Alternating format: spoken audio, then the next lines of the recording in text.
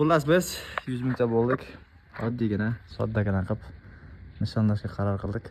Xullas akalar, hammaga rahmat demoqchiman. Har bitta podpiska bosgan, obunachilarimga. Sababi sizlar orqalaringda men bugun 100 mingta bo'ldim va oddiygina, soddagina oilam bilan nishonlashdi, to'g'ri deb bildim. Rossiyada vaqtim o'ylagandim, 100 mingta bo'lsam shu ko'pchilik bo'lib do'stu, birodarlarimiz bilan nishonlayman deb, ammo buni hech qanaqasi iloji bo'lmadi.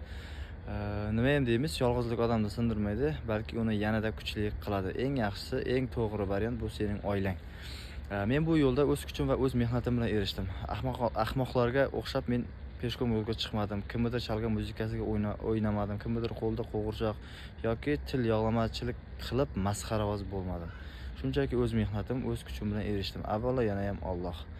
O'shaning uchun bu yo'ldagi menga yordam bergan hammaga rahmat demoqchiman. Xudo xohlasa bundan buyog'iga sizlar bilan yana ham zo'r bo'lamiz. Rumi aytganidek, yo asling kabi ko'rin yoki ko'ringan kabing bo'l. O'sha bizning shior shu. Aslimiz kabi bo'lamiz.